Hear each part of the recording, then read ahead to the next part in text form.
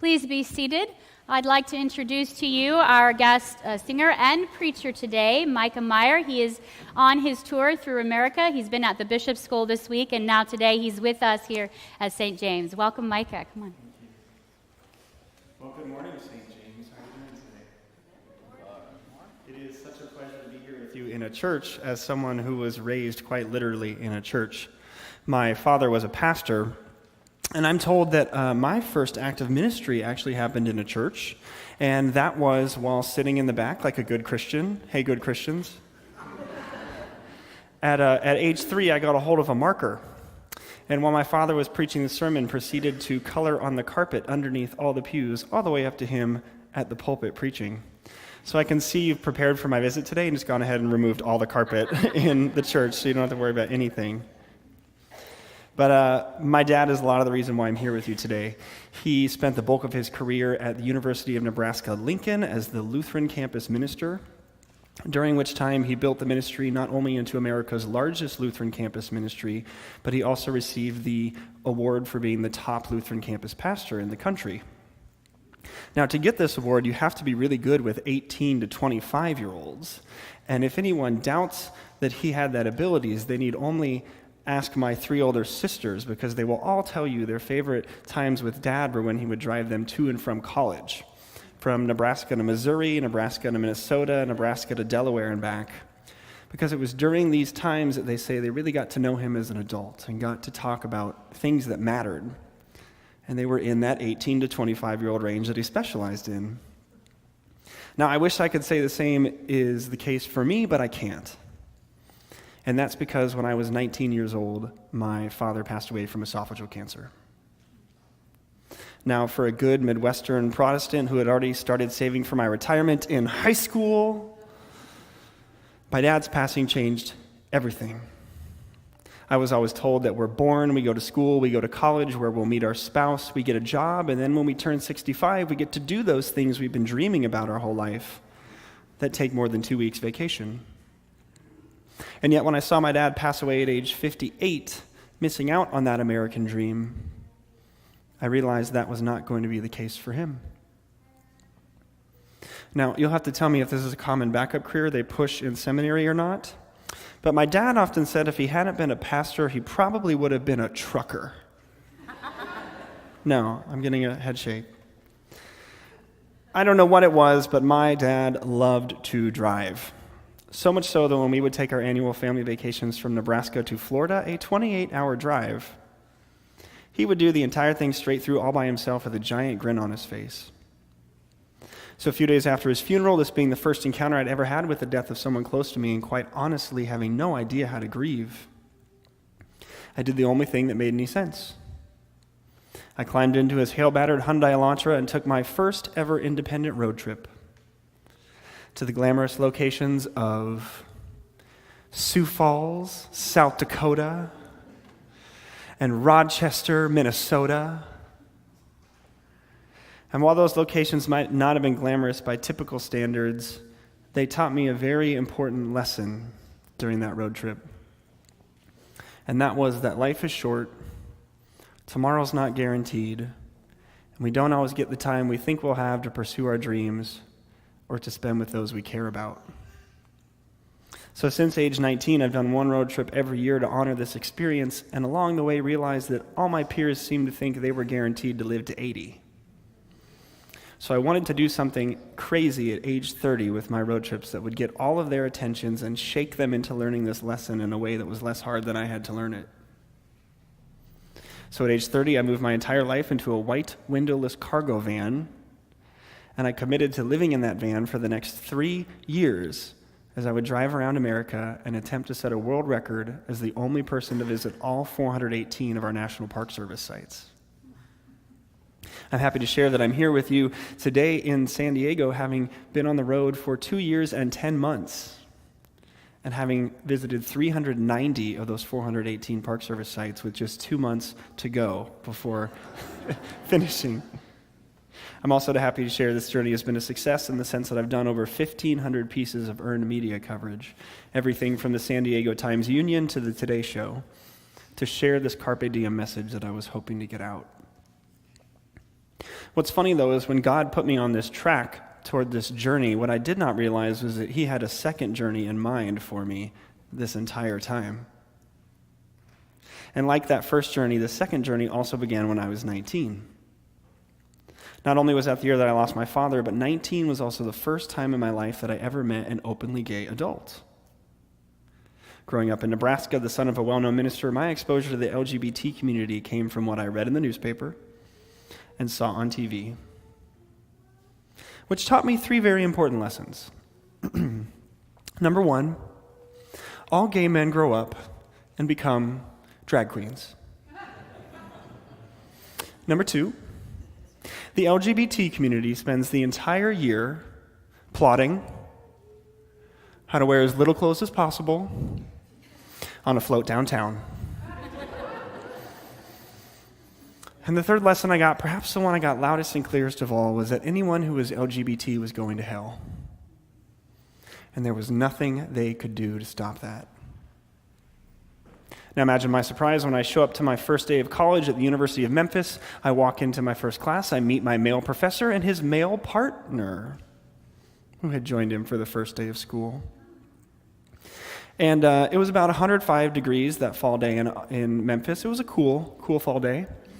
And I kind of walked into class and wiped the back sweat off of me, and I looked at them standing there in long pants and sport coats and thought, gosh, it's so hot outside. This is really perfect Speedo weather. I don't understand why you're so dressed up.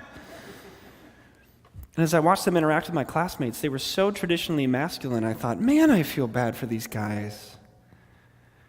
These are the two worst drag queens I have ever seen in my life. And after class, they climbed into a Lexus convertible and drove off, and I thought, what? I've never met a deviant that can afford a Lexus convertible.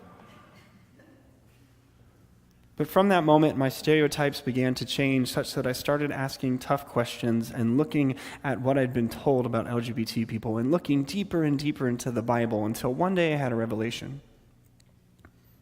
I'd come from a city that was 4% African Americans to a city that was 68% African Americans. And yet, as I heard the struggles of my black friends that I had never imagined as a white pastor's kid in Nebraska, what struck me was that none of them had been told they were going to hell because they were black. Around the same time, I had a relative who was diagnosed as bipolar. What we would say during biblical times likely meant she had a demon in her or demons in her. And yet no one in my family was saying she was going to hell for being bipolar. Then there was my youngest sister, who, as much as we like to make fun of her for being the only left-handed one in the family, I can't remember a time that anyone ever said she was going to hell for being left-handed. And what I realized in that moment was that those three things shared in common was that they were all characteristics you did not choose for yourself. So if that was the case, after I had spent 20-some years praying to God to keep me from being anything but this, how could he send me to hell for being gay? Now, as my 20s and coming out moved on, I ended up going to work in LGBTQ advocacy and became what I like to call gay on Google.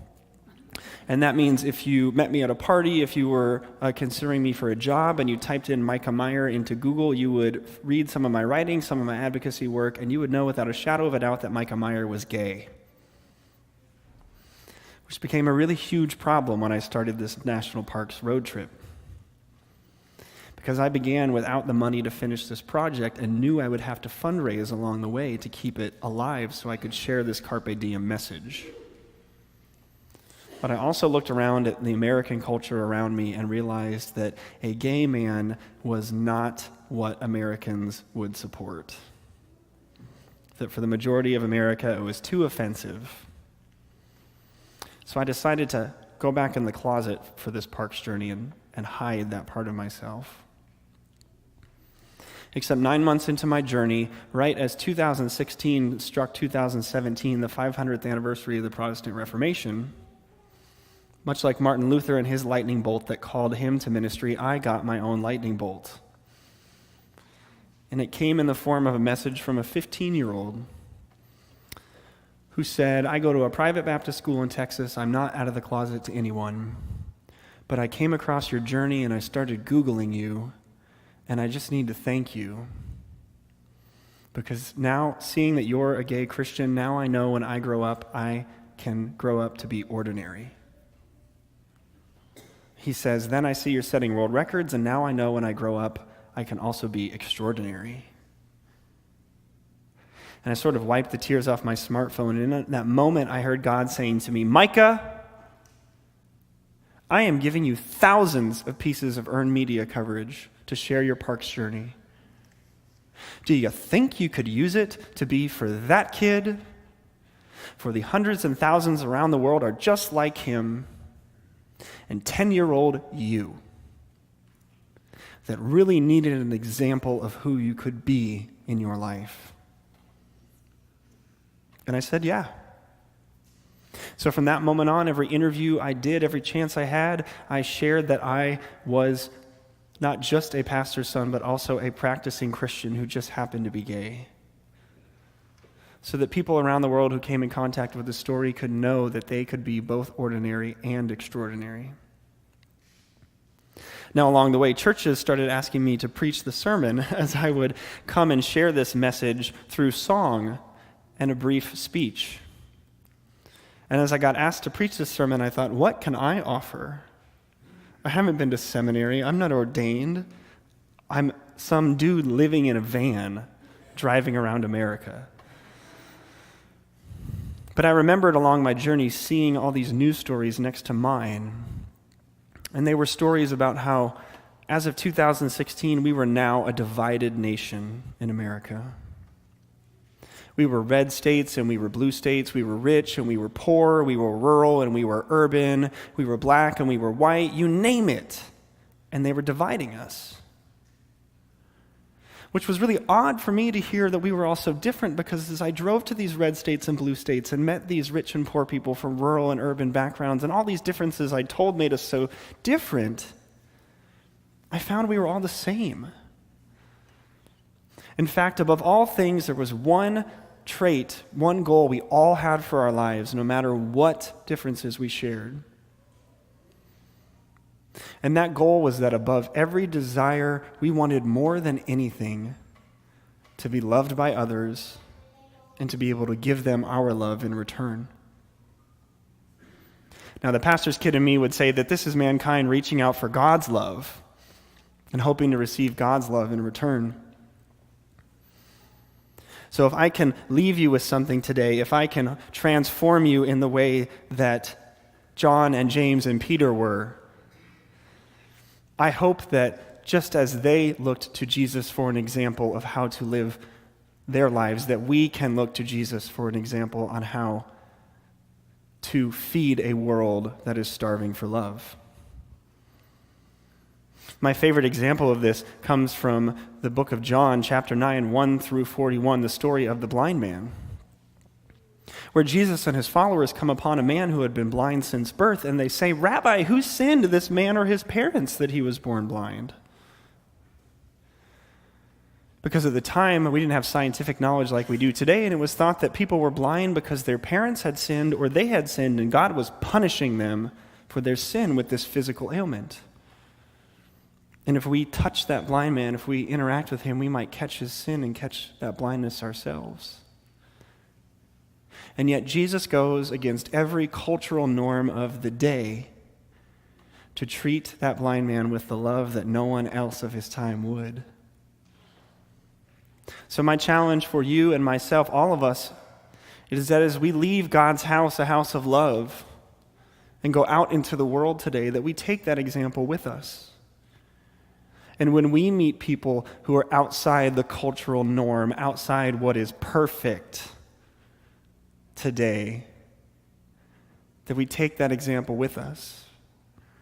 And whether they're a different political party than us, a different race, a different religion, a different gender, a different sexual orientation, differently physically able, differently mentally abled, whatever difference we come upon in our popular culture, we remember that every person is not their labels of the day, but every person is a child of God deserving to be treated with that same love that Jesus showed that blind man.